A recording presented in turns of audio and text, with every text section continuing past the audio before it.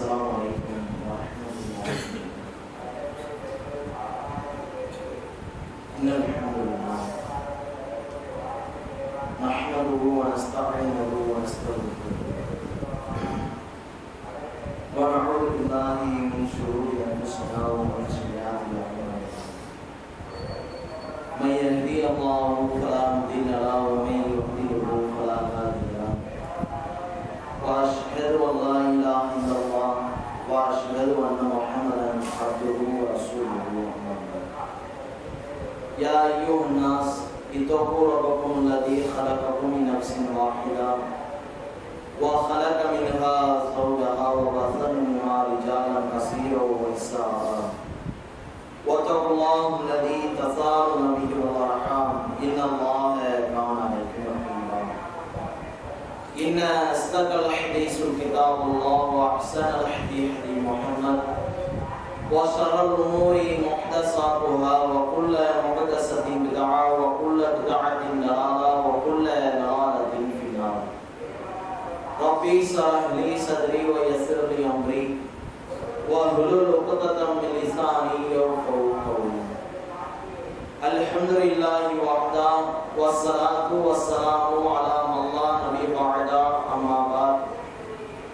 கணியத்திற்குரிய எல்லாம் அல்ல ஏக இறைவனின் நல்லடியார்களே, ஏக இறைவனின் அருளும் அன்பும் நம் உயிரிலும் மேலாக நேசிக்கக்கூடிய நேசிக்கப்பட வேண்டிய அண்ணலம் பெருமானார் நபிகள் நாயகம் ஸல்லல்லாஹு அலைஹி வஸல்லம் அவர்கள் மீதும் அவர்கள் காட்டித் தந்த சத்திய கொள்கையை தம்மால் இயன்ற அளவு பின்பற்றி வாழ்ந்து மரணித்த உத்தம நபித்தோழர்கள் மீதும் நபித்தோழியர்கள் மீதும் இறைவன் நமக்கு கடமையாக்கி இருக்கின்ற இந்த ஜும்மாவை நிறைவேற்ற வேண்டும் என்கின்ற பேர் ஆர்வத்தோடு இங்கே ஒன்றும் இருக்கின்ற நம் அனைவர்கள் மீதும் ஏக இறைவனின் அருளும் அன்பும் உண்டாகுமாறு. கணியத்திற்குரிய எனது அருமை இஸ்லாமிய சொந்தங்களே, இஸ்லாமியர்களாக இருக்கக்கூடிய நாம் நம்முடைய செயல்பாடுகளும் செயல் திட்டங்களும் படைத்த இறைவன் நமக்கு எதை கற்றுத்தந்தானோ, எதை செய்ய வேண்டும் என்று ஏவினானோ அதன் அடிப்படையிலும் நம்முடைய இறுதி தூதரான முஹம்மது நபி ஸல்லல்லாஹு அலைஹி வஸல்லம் அவர்கள் முஸ்லிம் சமுதாயம் எதிலிருந்து விடுபட வேண்டும், எந்த காரியத்தை செய்யக்கூடாது, இன்னும் எப்படிப்பட்ட நற்செயல்களை புரிய வேண்டும் என்கின்ற வழிமுறையையும் நபிகளால் நமக்கு கற்றுத் தந்திருக்கிறார்கள். பொதுவாக மனிதர்களாக இருக்கக்கூடிய நாம் நம்முடைய வாழ்வியை எடுத்து பார்த்தோமையானால் பலதரப்பட்ட சந்தர்ப்பங்களிலே படைத்த இறைவேதத்திற்கும் அந்த இறை தூதருக்கும் மாறுபட்டு நடக்கக்கூடிய பல செயல்பாடுகளை நம்மால் பார்க்க முடியும். பொதுவாக மனிதர்கள் என்பவர்கள் தீமை செய்யக்கூடியவர்கள் தான், தவறு செய்யக்கூடியவர்கள் தான், தவறுக்கு அப்பாற்பட்டவர்கள் என்று எந்த மனிதராலும் உத்தரவாதம் கொடுக்க முடியாது. இறைவன் கூட தனது திருமறை குர்ஆனிலே சொல்லி காட்டும் பொழுது குல்லு பனி ஆதம இக்திலாஃப் இல்லைஹி வன்னார், ஆதமுடைய மக்கள் இரவிலும் பகலும் தவறு செய்யக்கூடியவர்களாக தான் இருக்கிறார்கள், படைக்கப்பட்டுள்ளார்கள் என்று இறைவன் சொல்லி காட்டுகின்றார். அவை இறைவனை தவறு செய்யக்கூடியவர்கள் தான் என்று சொல்லிவிட்டானே, அதனால் நாம் தவறுகளிலே இருந்து கொள்ளலாமா? நம்முடைய தவறுகளிலே நம்முடைய செயல்பாடுகளை தொடர்ச்சியாக தொடரலாமா என்று பார்த்தால் கண்டிப்பாக அவ்வாறு கிடையாது. தவறு செய்யக்கூடியவன் தான், ஆனால் அந்த தவறை ஒரு மனிதன் எப்படி கையாள வேண்டும், அந்த தவறில் இருந்து அவனுடைய வாழ்க்கையை தடுத்து நிறுத்த வேண்டும் என்று சொன்னால் அவனுடைய உள்ளத்திலே எப்படிப்பட்ட அச்சம் இருக்க வேண்டும் என்பதையும் அல்லாஹ்வும் அல்லாஹ்வுடைய தூதரும் நமக்கு காட்டித் தருகின்றார்கள். ஒரு தீமையை செய்ய போறேன், ஒரு தவறிலே விழ போறேன், அந்த தவறிலே விழுவதற்கு முன்பாக ஒரு மனிதன் எப்படி சிந்திக்க வேண்டும் தெரியுமா? இன்றைக்கு பல நபர்கள் என்ன தன்னுடைய பெற்றோர்களுக்கு பயந்து தவறு செய்யாமல் இருக்கிறார்கள். இன்னும் பல நபர்கள் என்ன, நாம் ஒரு நிர்வாகியாக இருக்கின்றோமே, ஊரிலே பல நபர்கள் பார்க்கின்றார்களே, நாம் குற்றச்சாட்டுக்கு ஆளாகின்றோமோ என்கின்ற அச்சத்திலே தவறு செய்யாமல் இருக்கிறார்கள். இப்படி ஒவ்வொருவருடைய சூழலையும் எடுத்துக்கொண்டோமேயானால் பொதுவாக குடும்பத்தார்களுக்கு, உறவினர்களுக்கு, சமுதாயத்தினருக்கு இப்படி அவர்களை நினைத்தே தவறில் இருந்து அப்பாற்பட்டு போகக்கூடிய ஒரு சூழலையும் நம்மால் பார்க்க முடிகிறது. சரி, தனிமையிலே இருக்கிறோம், 4 செவத்திற்கு மத்தியிலே இருக்கின்றோம், நம்முடைய உறவினர்கள் பார்க்கவில்லை, நம்முடைய குடும்பத்தார்கள் பார்க்கவில்லை, நம்முடைய சமுதாயத்தார்கள் நம்மளை நோட்டமிடவில்லை. அந்த நேரத்திலே தவறு செய்வதற்கான வாய்ப்புகள், முகாந்திரங்கள் இருக்கக்கூடிய அந்த தருணத்திலே யார் அந்த வேளையிலே தவறில் இருந்து தன்னை தற்காத்துக் கொள்கிறாரோ, அந்த தற்காப்பு என்பது என்ன தற்காப்பு தெரியுமா? அந்த நேரத்திலே அவருக்கு எப்படிப்பட்ட அச்சம் இருக்கும் தெரியுமா? யாரும் என்னை பார்க்கவில்லை, யாரும் என்னை பின்தொடரவில்லை, யாரும் என்னுடைய தவறை பார்க்க முடியாது என்பதை அறிந்தும் தெரிந்தும் யாரும் பார்க்காவிட்டாலும் படைத்த இறைவன் என்னை பார்த்துக் கொண்டிருக்கிறான், என்னை கண்காணித்துக் கொண்டிருக்கிறான் என்கின்ற அச்ச உணர்வு யாருக்கு இருக்கிறதோ, அந்த இறை அச்சம் எந்த மனிதனுடைய உள்ளத்திலே ஆழப்பதிந்திருக்கிறதோ அவர்கள் தான் தவறில் இருந்து அப்பாற்பட்டவர்களாக மாறுவார்கள். நீங்க பாருங்க, நபிகளாருடைய புகழை இன்றைக்கு மக்கள் மத்தியிலே சேர்ப்பதற்காகவே நம்முடைய பிரச்சார களத்தை அமைத்திருக்கின்றோமே, அது மாற்று மதத்தவர்களுக்குள்ளான பிரச்சாரமா? அல்ல. முதலில் நம்முடைய இஸ்லாமிய சொந்தங்கள் நபிகளாருடைய வாழ்க்கையை படித்து அதன் அடிப்படையிலே நடந்து அவர்களுடைய வாழ்க்கையை பற்றி மற்ற மாற்று மத சகோதரர்கள் பார்த்து இஸ்லாத்திற்கு வர வேண்டும் என்பதற்கான ஒரு அடிப்படை பிரச்சாரம் தானே. இன்னைக்கு என்ன, நபிகளாரை பத்தி நாங்க சொல்றோம், நபிகளாரை பத்தி பிரச்சாரம் செய்யறோம். அந்த நபிகளாருடைய வாழ்க்கை, அவர்கள் நடந்து காட்டிய அந்த வழிமுறைகள் தன்னுடைய வாழ்க்கையில் இருக்கிறதா என்பதை ஒவ்வொருவரும் சிந்தித்து பார்த்தது உண்டா? நபிகளார் எப்படி இருந்தாங்க, ஒரு மனிதனிடத்தில் எப்படி பழகினாங்க, ஒரு சமுதாய இடத்திலே எப்படி தன்னுடைய பேச்சை அமைத்துக் கொண்டார்கள், தன்னுடைய குடும்பத்திலே, தன்னுடைய குடும்ப வாழ்க்கையிலே நபிகளாரிடத்திலே எந்த நற்குணங்கள் நிறைந்திருந்தது, இதையெல்லாம் இன்றைக்கு நம்முடைய இஸ்லாமிய சொந்தங்கள் பாடமாக படிப்படியாக எடுக்காமல் இருக்கின்றோமே. இதுதான் நபிகளாரை நாம் பின்பற்றக்கூடிய ஒரு வழிமுறையா? இன்றைக்கு பாருங்க, சமுதாயத்திலே பல நபர்கள் வாய்க்கு வந்தபடி பேசுகின்றார்கள். தன்னுடைய மன இச்சை எதை சொல்கிறதோ, தன்னுடைய அறிவு எதை சொல்கிறதோ அதற்காக, அதற்கு கட்டுப்பட்டவர்களாக இன்றைக்கு மக்களை வழிகெடுக்கக்கூடியவர்களாகவும், மக்கள் மத்தியிலே பொய் பிரச்சாரங்களை செய்யக்கூடியவர்களாகவும், படைத்த இறைவனுடைய அச்சம் இல்லாமல் அடுத்தவர்கள் மீது அவதூறுகளை அள்ளி வீசக்கூடியவர்களாக பல நபர்கள் இருக்கிறார்களா இல்லையா? இன்னைக்கு இளையதளத்தை எடுத்து பார்த்தாலே பல நபர்கள் யோசிக்காமல், சிந்திக்காமல் தன்னுடைய பேச்சை எப்படி அமைக்கின்றார்கள். சிந்திங்க. ஒரு விஷயத்தை சொல்றோம், இதுக்கு சரியான ஆதாரம் இருக்காது. நம்ம மக்கள்ல பல நபர்கள் போட்டுட்டார் ஒரு செய்தியை, அப்படியே ஷேர் பண்ணி விடு, இதை இந்த குரூப்ல இருந்து இந்த குரூப்புக்கு எடுத்து அனுப்பி, இதை ட்வீட் ஸ்டேட்டஸ்ல வை, இதை இன்ஸ்டாகிராம்ல போடு என்கின்ற அடிப்படையிலே இன்றைக்கு செய்திகளை பரப்பிக் கொண்டிருக்கின்றோமே, இந்த செய்தியினுடைய உண்மை தன்மையை அறிந்து நாம் பரப்புகின்றோமா? எப்படி இருக்கு? ஏதோ போட்டு விட்டார்கள், நம்முடைய சொந்தக்காரங்க போட்டாங்க, நமக்கு தெரிஞ்ச நபர்கள் போட்டு விட்டார்கள் என்கின்ற அடிப்படையிலே பரப்பிக் கொண்டிருக்கின்றோமே. அப்படிப்பட்ட நபர்களை பற்றி தான் அல்லாஹ்வுடைய தூதர் அவர்கள் சொல்கின்றார்கள், யார் கேள்விப்பட்டதை எல்லாம் பரப்புகின்றார்களோ, செவிக்கு வந்தது, காதுக்கு வந்தது, கண்ணுக்கு முன்னால பார்க்காதது, இதையெல்லாம் தன்னுடைய கற்பனையின் அடிப்படையிலே பரப்பிக் கொண்டிருக்கிறார்களே, அப்படிப்பட்டவர்கள் யார் தெரியுமா? அவர்கள் தான் பொய்யர்கள் என்று நபிகளார் சொல்லி காட்டுகின்றார்கள். இந்த பொய் என்கின்ற இந்த ஒரு தீய குணம் இருக்கிறதே, ஒரு மனிதனுடைய உள்ளத்திலே ஆழ பதிய வைத்து விட்டானே, ஆனால் தன்னுடைய வாழ்க்கையே பொய்யிலே ஓட்டக்கூடியவனாக மாறிவிடுவான். அது எப்ப? முதல் வார்த்தை பொய் சொல்லும் பொழுது நம்ம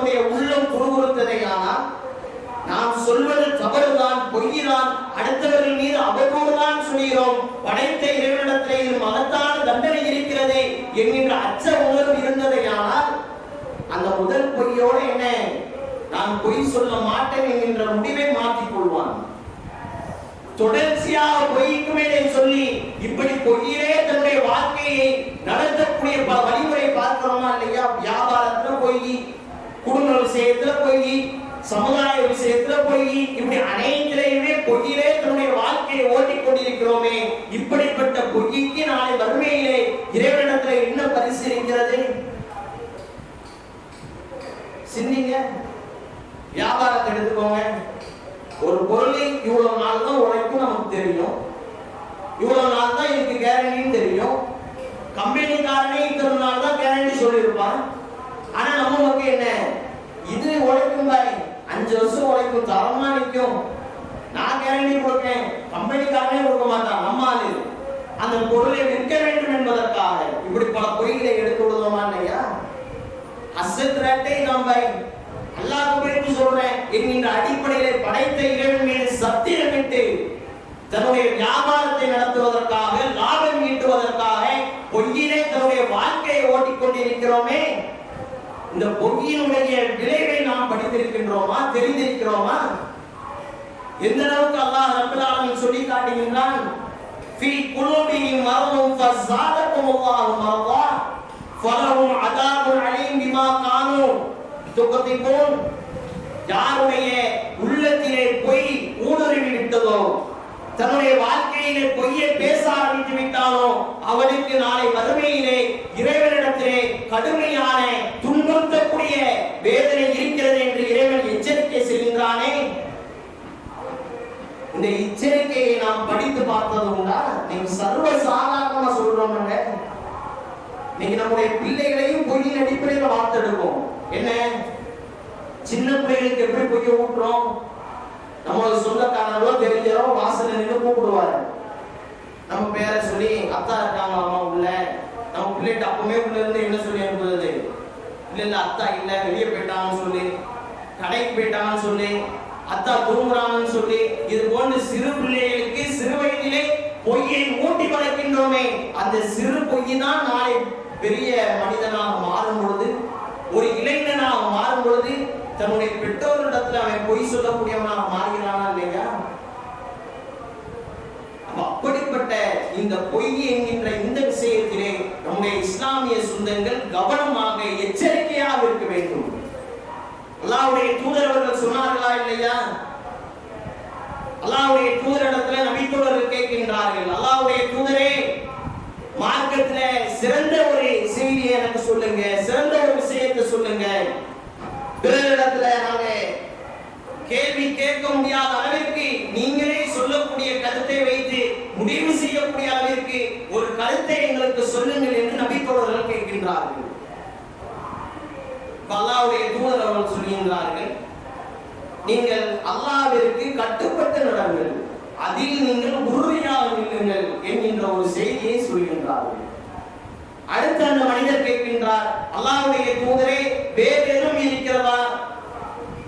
என்னை சொர்க்கத்தின் பக்கம் நெருங்கி செலுத்தக்கூடிய, நரகத்தை விட்டு என்னை அப்பாற்படுத்தக்கூடிய, தூரப்படுத்தக்கூடிய ஒரு செயல் இருக்கிறதா என்று அடிப்படையிலே அந்த நபி தோழர் அல்லாஹ்வுடைய தூதரிடத்திலே கேள்வி எழுப்புகின்றார்கள்.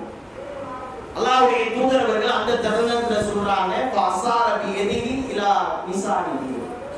நபிகளார் தன்னுடைய நாக்கை சுட்டிக்காட்டி சொல்கின்றார்கள், யார் இந்த நாவை கட்டுப்படுத்திக் கொள்கின்றாரோ, பொய் பேசாமல் அவருந்து பேசாமல் இந்த நாக்கை கட்டுக்கோப்போடு வைத்துக் கொள்கிறாரோ, அப்படிப்பட்ட ஒரு மனிதர் தான் ஒரு சிறந்த மனிதராக இருக்க முடியும் என்கின்ற ஒரு செய்தியை நபிகளார் சுட்டிக்காட்டுகின்றார்கள். இந்த நாவு என்பது எந்த அளவிற்கு ஒரு முக்கியத்துவமாக இருக்கிறது. நாளை மறுமையிலே இந்த நாவு நமக்கு எதிராக சாட்சி சொல்லுமே, அந்த நிலைமை நாம் சிந்தித்து பார்க்க வேண்டும். ஒவ்வொருவரும் நாளை மறுமையிலே அல்லாஹ் ரப்பில் ஆலமீன் தன்னுடைய நாவிற்கு முத்திரையிடப்பட்டு பூட்டு போடப்பட்டு வைத்திருக்கப்படக்கூடிய அந்த நிலையிலே ஒவ்வொரு உறுப்பும் தமக்கு எதிராக சாட்சி சொல்லக்கூடிய அந்த நிலையிலே நாளை மறுமையிலே நாம் பொய் பேசியிருந்தோமையானால், இந்த உலகத்திலே அவதூறு பேசியிருந்தோமையானால், தன்னுடைய வாய்க்கு வந்தபடி எல்லாம் பேசியிருந்தோமையானால், நாளை மறுமையிலே அல்லாஹ்விடத்திலே நிற்கும் பொழுது நாம் நஷ்டவாதியாக மாற மாட்டோமா? கண்டிப்பாக மாறுவோமே. இன்னும் எந்த அளவுக்கு இதனுடைய வேதனையை, கடுமையை, கொடூரத்தை பற்றி நபிகளார் அழகாக மக்களுக்கு வெளிப்படுத்துகின்றார்கள். அல்லாஹ்வுடைய தூதருடைய காலகட்டத்தில் நபிகளார் கனவு வந்தார்களே, ஆனால் அதை மக்களிடத்தில் சொல்லக்கூடியவர்களாக, அதை மக்களிடத்தில் வெளிப்படுத்தி மார்க்க செய்தியாக அதை மக்களிடத்தில் சொல்லக்கூடியவர்களாக இருந்தார்கள். அல்லாஹ்வுடைய தூதர் அவர்கள் காலை பொழுதுல நபி தோழர்களோடு அமர்ந்திருக்கிறாங்க. அந்த தருணத்துல நபிகளார் தன்னுடைய இரவில் கண்ட அந்த கனவை அந்த நபி தோழர்களுக்கு அப்படியே படம் பிடித்து காட்டுகின்றார்கள். என்னை 2 மனிதர்கள் வந்தார்கள், என்னை வானுலக பயணத்திற்கு அழைத்து சென்றார்கள்.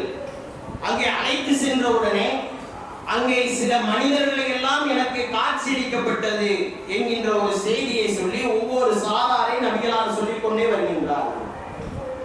ஒரு சாராரை பார்க்கின்றார்கள். அல்லாஹ்வுடைய தூதர் அவர்கள் இரத்த ஆறு ஓடிக்கொண்டு இருக்கிறது கடுமையான முறையிலே. இன்னைக்கு நாம ஒரு பெரும்பான்மையான இரத்தத்தை பார்த்தாலே என்ன ஆட்டோமேட்டிக்கா நமக்கு வாந்தி வரும், ஒரு மாதிரியான மயக்கம் வரும், ஒரு மாதிரியான தயக்கம் வரும். இப்படிதான் நம்முடைய நிலைமை. நாளை மறுமையிலே இரத்த ஆறுகள் ஓடிக்கொண்டிருக்குமா, அந்த தருணத்திலே அந்த இரத்த ஆறிலே ஒரு மனிதர் வீசப்படுவார். வீசப்பட்டவுடனே அந்த இரத்த ஆற்றிலே தத்தி தவித்தவராக, தடுமாறியவராக, நீந்தியவராக கரைக்கு வருவதற்காக வந்து நிற்கக்கூடிய அந்த தருணத்திலே இன்னொரு மனிதர் உட்கார்ந்து இருப்பான், கற்களை எல்லாம் குமித்து வைத்து. அவர் கரைக்கு வரும் பொழுது அவருடைய வாயிலை கற்களை கொண்டு எரியும் பொழுது மீண்டும் அவர் அந்த இரத்த ஆற்றிலே விடுகின்றார். இதே போன்று தொடர்ச்சியாக அவர் இரத்த ஆற்றிலே விழுந்து கரைக்கு வருகிறார். இவர்கள் கல்லால் அடிக்கின்றார்கள், மீண்டும் விழுகின்றார். இப்படி தொடர்ச்சியாக நடந்து கொண்டிருக்கிறது. இப்படிப்பட்ட ஒரு சாராரையும் அல்லாஹ்வுடைய தூதர் அவர்கள் பார்க்கின்றார்கள். அப்படியே நடந்து வராங்க. அல்லாஹ்வுடைய தூதர், யார் இவங்க? இரத்த ஆற்றில கிடக்கிறாங்களே, இந்த அளவுக்கு வேதனை செய்யப்படுறாங்களே, இந்த நபர்கள் யார் என்று அல்லாஹ்வுடைய தூதரிடத்தில் கேட்கும் பொழுது அவர்கள் சொல்கின்றார்கள், செல்லுங்கள் செல்லுங்கள் என்று எந்த பதிலும் சொல்லாமல் அழைத்து விட்டு செல்கின்றார்கள். இன்னொரு சாராரை பார்க்கின்றார்கள். கூம்பு வடிவத்தை போன்று மேற்பகுதிகள் சுருங்கியவாறு, கீழே இருக்கக்கூடிய பகுதிகள் எல்லாம் விரிந்தவாறு ஒரு கூட்டத்தார்கள் அந்த கூலைக்குள் கடந்துகின்றார்கள். நெருப்பு ஜுவாலை அந்த கூலத்திலே வீசிக்கொண்டிருக்கிறது. அதிலே நபிகளார் எட்டி பார்க்கின்றார்கள். அதிலே பெண்களும் ஆண்களும் நிர்வாணமான முறையிலே கிடக்கின்றார்கள். ஆடை இல்லாம, எந்த ஒரு இதுவும் இல்லாமல் ஆண்களும் பெண்களும் கிடக்கின்றார்கள். இரத்த அந்த நெருப்பு ஜுவாலையிலே அப்படியே இருந்து கொண்டிருக்கிறார்கள். நபிகளார் பார்த்துவிட்டு, இந்த சாரார்கள் யார்? இவர்களுக்கு ஏன் இந்த தண்டனை?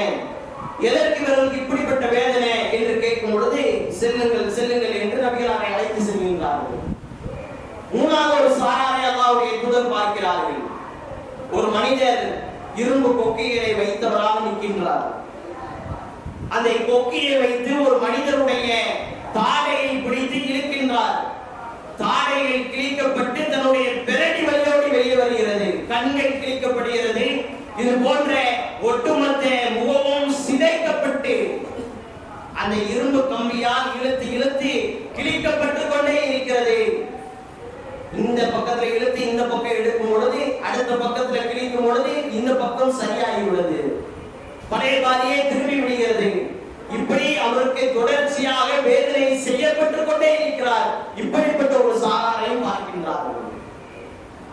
அந்த சாராரை நம்ம இறுதியா பார்த்தோமே, ஒரு மனிதர் தன்னுடைய தாடையில் கிழிக்கப்பட்டவரா இருந்தாரே, இந்த மனிதருடைய நிலைமை என்ன தெரியுமா? வேறு யார் தெரியுமா? இந்த நபரை பற்றி பின்னாடி ஒட்டுமொத்த அந்த பயணமும் முடியக்கூடிய தருணத்திலே ஒவ்வொரு சாராரை குறித்தும் சொல்லி காட்டுகின்றார்கள்.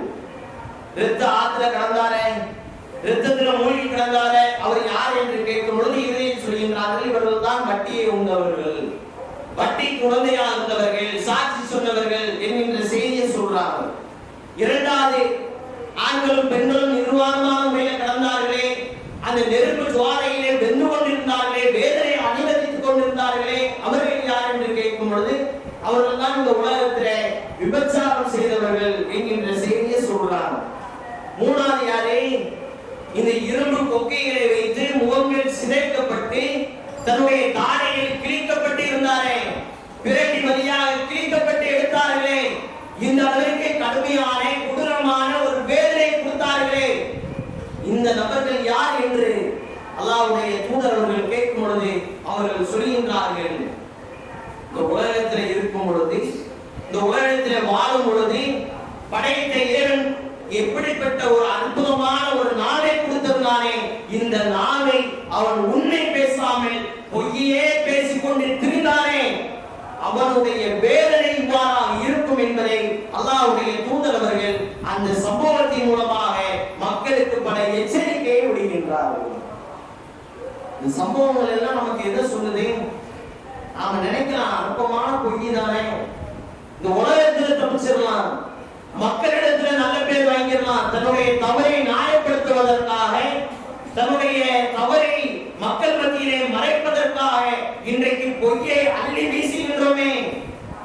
மக்கள் மனசுல பதிஞ்சிரும் நாம நல்லவன் தான். எதனால? பொய்யின் மூலமாக. குடும்பத்தார்களிடத்துல நல்லவனா கருதப்படலாம், வியாபாரத்துல நாம பெரிய யுக்தியானவர் என்று நாம கருதப்படலாம். ஆனால் அந்த பொய் தான் நாளை மறுமையிலே நம்மை நரகில் கொண்டு சேர்க்கக்கூடியதாக. இன்னும் எந்த அளவுக்கு தெரியுமா? அல்லாஹ்வுடைய தூதரிடத்துல கேட்காங்க, அல்லாஹ்வுடைய தூதரே, நாளை மறுமையிலே நரகத்திலிருந்து தங்களை பாதுகாத்துக் கொள்வதற்காக என்ன செய்யலாம், எப்படிப்பட்ட பாவத்திலிருந்து தங்களை தற்காத்துக் கொள்ளலாம் என்று கேட்கும் பொழுது அல்லாஹ்வுடைய தூதரவர்கள், பெரும் பாவங்களை நான் உங்களுக்கு சொல்லட்டுமா, மிகப்பெரிய பாவத்தை உங்களுக்கு சொல்லட்டுமாப்பா என்கின்ற அடிப்படையில் நபிகளார் சாய்ந்தவராக சொல்லி காட்டுகின்றார்கள். முதல் பாவம் படைத்த இறைவனுக்கு இணை வைக்கக்கூடிய மிக பாரதூரமான ஒரு பாவம். இரண்டாவது அல்லாஹ்வுடைய தூதர் அவர்கள் சொல்கின்றார்கள், பெற்றோரை நோவினைப்படுத்துவது, புண்படுத்துவது என்று சொல்லிவிட்டு நபிகளார் சாய்ந்திருந்தவர்கள் அப்படியே எழுந்து உட்காருகின்றார்கள். அதுவரைக்கும் சாய்ந்திருந்தவங்க அப்படியே எழுந்து உட்கார்ந்து அந்த நேரத்துல அந்த மக்களுக்கு சொல்லக்கூடிய செய்தி என்ன? மூன்றாவது ஒரு மனிதரை சொல்கின்றார்கள். அந்த மனிதர்கள் யார் தெரியுமா? பொய்யர்களை பற்றி நபிகளார் சொல்கின்றார்கள், யார் பொய் பேசுகின்றார்களோ அவர்கள் நாளை மறுமையிலே நஷ்டவாளியாக ஆவார்கள். நபித்தோழர் கேட்கிறார்கள், அல்லாஹ்வுடைய தூதரே, பொய் பேசினாலுமா என்கின்ற அடிப்படையில் கேட்கிறார். அன்னைக்கு நாம் கேட்கிறோம், இந்த ஒரு விஷயத்துல சொல்லிட்டேன்பா கொடுங்க, இதுல என்ன பிரச்சனை, இந்த ஒரு பொய்யால என்ன வந்துட போகுது, என்ன நஷ்டம் வந்துட போகுது என்கின்ற கேள்வி எழுப்புறோமே. இதே போல சஹாபாக்கள் கேட்கிறார்கள் அல்லாஹ்வுடைய தூதரிடத்துல, அல்லாஹ்வுடைய தூதரே, பொய் பேசினாலுமா என்கின்ற அடிப்படையில் கேட்கும் பொழுது அல்லாஹ்வுடைய தூதர் அவர்கள் சொல்கின்றார்கள், ஒரு மனிதனை முகம் குப்பர கவிழ்த்தக்கூடிய, நரகத்திலே போட்டு பொசுக்கக்கூடிய ஒரு காரியம் என்று சொன்னால் அது பொய்தான், பொய்தான், பொய்தான் என்று நபிகளார் அந்த பொய்யே மீண்டும் மீண்டும் சொல்லக்கூடியவர்களாக இருந்தார்களே. இந்த மாதிரி விஷயத்துல தன்னை தற்காத்துக் கொள்ளக்கூடியவர்களாக இருக்க வேண்டும். இதற்கு முன்பாக நாம் பொய் பேசியிருக்கலாம், தன்னுடைய தவறுகளை மன்னிப்பதற்காக, தன்னுடைய தவறை மக்களிடத்திலே காட்டக்கூடாது என்பதற்காக தன்னுடைய வாழ்க்கையை பொய்யே ஓட்டியிருக்கலாம். வரக்கூடிய காலகட்டத்தில் மாற்றி அமைப்போம், பொய்யை விட்டு ஒழிப்போம், பொய்க்கு உணர்ந்தவர்களாக, சாட்சியானவர்களாக நாம் ஆகக்கூடாது. அல்லாஹ்வுடைய தூதர் அவர்கள் அதையும் சொல்கின்றார்கள். பொய்க்கு யார் சாட்சியாளர்களாக இருக்கிறாங்களோ அவங்களுக்கு நாளை மறுமையில என்ன தண்டனை இருக்கு. நீ நாம பொய் சொல்லல, நீ பல நபர்கள் அப்படிதான், நான் பொய் சொல்லலப்பா, நான் உத்தமன் தான், என்னை பத்தி ஊர்ல கேளு அப்படின்னு சொல்லிட்டு நீ பல நபர்கள் என்ன எவன் பொய்யை அத்து வருவானோ, யார் பொய்யை மக்களிடத்துல பரப்புவார்களோ, யார் பொய்யை சொல்லி மக்களிடத்திலே மார்க்க விஷயத்திலே பொய்யை ஊட்டி மக்களை குழப்புவார்களோ, அப்படிப்பட்ட நபர்களோடு இன்றைக்கு பல நபர்கள் இணைந்து நிற்கிறாங்களா இல்லையா?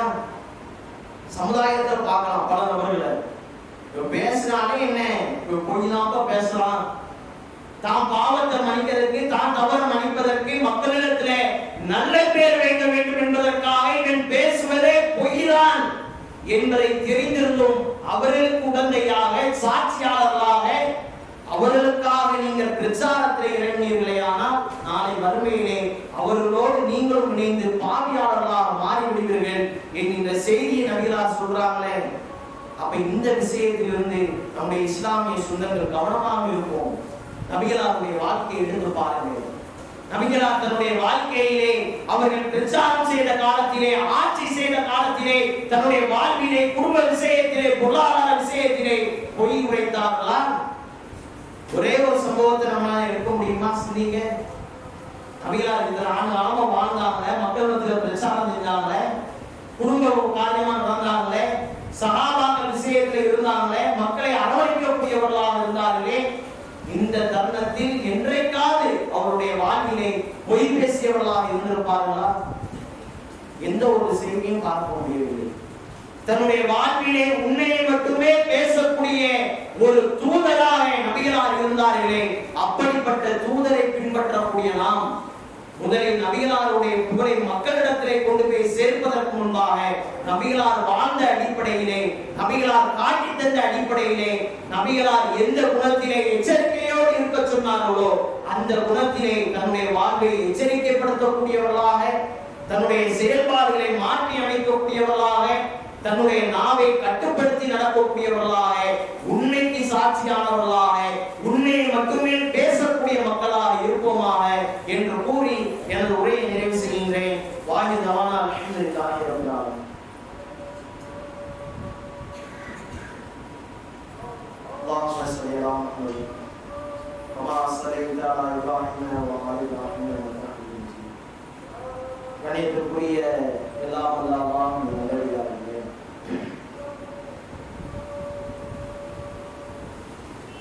நபிகளாருடைய வாழ்க்கையை தன்னுடைய வாழ்வில் நடைமுறைப்படுத்த வேண்டிய இஸ்லாமிய சொந்தங்கள் சில விஷயங்களை எடுத்துக்கொண்டு பல விஷயங்களில் கோட்டை விடக்கூடியவர்களாக, பல விஷயங்களை கண்டும் காணாதவர்களாக நாம் வாழ்ந்து கொண்டே இருக்கின்றோம். இனி வரக்கூடிய காலகட்டத்திலே நாம் இதற்கு முன்னால் எப்படி வாழ்ந்தாலும் வரக்கூடிய காலகட்டத்திலே தன்னுடைய வாழ்க்கையை மாற்றி அமைக்கக்கூடியவர்களாக, நபிகளார் காட்டி தந்த அந்த தூய வாழ்க்கையின் அடிப்படையில் தங்களுடைய வாழ்க்கையை அமைக்கக்கூடியவர்களாக நாம் இருக்க வேண்டும். அப்படி இருந்தால் மாத்திரம்தான் நாளை மறுமையிலே இறைவனிடத்தில் இருக்கக்கூடிய சுவனத்தை நம்மால் பெற முடியும்.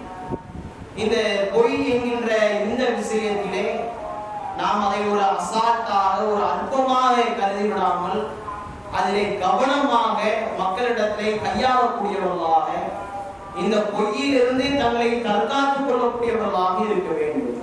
ஏனென்று சொன்னால் அல்லாஹ்வுடைய தூதர் அவர்கள் சொல்கின்றார்கள், உண்மையை பேசுவதற்கும் பொய்யை பேசுவதற்கும் நபிகளார் பெரிய ஒரு வேறுபாடை பிரித்து காட்டுகின்றார்கள். அல்லாஹ்வுடைய தூதர் அவர்கள் சொல்லும் பொழுது, இன்ன சிதுக்க எஹ்தி இலல் பிர், யார் உண்மையை பேசுகின்றார்களோ அந்த உண்மை என்பது அவர்களுக்கு நன்மையை பெற்றுத்தரக்கூடியதாக இருக்கிறது. ஒருவர் உண்மையை பேசுறான்னு சொன்னா, நடந்த விஷயத்தை அப்படியே சொல்கிறார் என்று சொன்னா, மக்களிடத்துல தான் பேரு கெட்டாலும் பரவாயில்லை, நான் உண்மையை தான் பேசுவேன் என்கின்ற அடிப்படையிலே உண்மையை மக்களிடத்தை எடுத்து கூறுகிறாரே. ஆனால் இப்படிப்பட்ட உண்மை என்பது நமக்கு நன்மையின் பக்கம் அழைத்து செல்லக்கூடியதாக இருக்கிறது. அடுத்த அல்லாஹ்வுடைய தூதர் அவர்கள் சொல்லும்போது, யார் அந்த உண்மை பேசுகின்றாரே அந்த உண்மையின் மூலமாக நன்மை அடைகின்றார், அந்த நன்மையின் மூலமாக நாளை மறுமையிலே இலல் ஜன்னா சொர்க்கத்தை அடையக்கூடியவராக இருக்கிறார் என்கின்ற செய்தியை அல்லாஹ்வுடைய தூதர் அவர்கள் சொல்கின்றார்கள். அடுத்த அல்லாஹ்வுடைய தூதர் அவர்கள் சொல்லும் பொழுது, இன்ன கதீப, யார் பொய் பேசுகின்றாரோ எஹ்தி இலல் ஃபுஜூர், அவர் மக்கள் மத்தியிலே எப்படி பார்க்கப்படுவார் தெரியுமா? அவர் மக்கள் மத்தியிலே எந்த செயல்பாடிலே ஈடுபடுவார் தெரியுமா? ஒரு தீமைக்கு ஒரு உதாரணமாக செயல்படுவார். பொய் பேசுவது என்பது தீமை, பாவம் என்று நபிகளார் சொல்றார்கள். அடுத்த அல்லாஹ்வுடைய தூதர் அவர்கள் சொல்லும் பொழுது, இன்ன சிறுக்க, அந்த பொய் என்பது இருக்கிறது நம்மளை நாளை மறுமையிலே இழந்தால் நரகத்தை நோக்கி அழைத்து சென்றுவிடும் என்கின்ற செய்தியை மக்களுக்கு சொல்றாங்க. உண்மைக்கு பொய்க்கு தான் வித்தியாசம். உண்மை பேசினா நன்மை பெறலாம், அந்த நன்மையின் மூலமாக சுவனம் பெறலாம். நாம் பொய் பேசுறோம் ஆனால் தீமையை சம்பாதிப்போம், குற்றவாளியாக மாறுவோம், பாவியாக மாறுவோம். அந்த பாவியும் அந்த குற்றச்செயலும் அந்த தீமைகளும் இதன் நாள் நம்மை நரகத்திற்கு அழைத்து சென்றுவிடும் என்கின்ற எச்சரிக்கையை நபிகளார் சொன்னார்களே. இந்த எச்சரிக்கையின் அடிப்படையிலே தன்னுடைய வாழ்க்கையை பக்குவப்படுத்தக்கூடியவர்களாக மாறுவோமாக. வரக்கூடிய காலகட்டத்திலே உண்மையை மட்டுமே பேசக்கூடியவர்களாக, உண்மைக்கு சாட்சி சொல்லக்கூடியவர்களாக மாறுவோம். ஏன் என்று சொன்னால் அல்லாஹ் ரப்பல் ஆலமீன் மனித சமுதாயத்திற்கு கடுமையான ஒரு எச்சரிக்கையை சொல்கின்றான். இந்த பொய் பேசுறாங்களே, இப்படிப்பட்டவர்களை அல்லாஹ் ரப்பல் ஆலமீன் சொல்லும் பொழுது இறைவன் தன்னுடைய வாக்கை வெளிப்படுத்துகின்றான். குதிலல் ஹாரிசூன், பொய்யர்கள் அழிவார்கள் என்று சொல்கின்றானே. இந்த அழிவுக்கு உள்ளாக்கப்பட்டவர்களாக நாம் ஆயிடக்கூடாது. பொய்யர்களோடு சேர்ந்து நாமும் பொய் பிரச்சாரத்தை செய்து நாளை மறுமையிலே இறைவனிடத்திலே நிற்கும் பொழுது நஷ்டவாளியாகவும் இந்த உலகத்திலும் நாம் அழிவுக்குள்ளாக்கப்பட்டவர்களை போன்று ஆகிவிடக் கூடாது. இறைவனுடைய வாக்கு எப்படிப்பட்டது?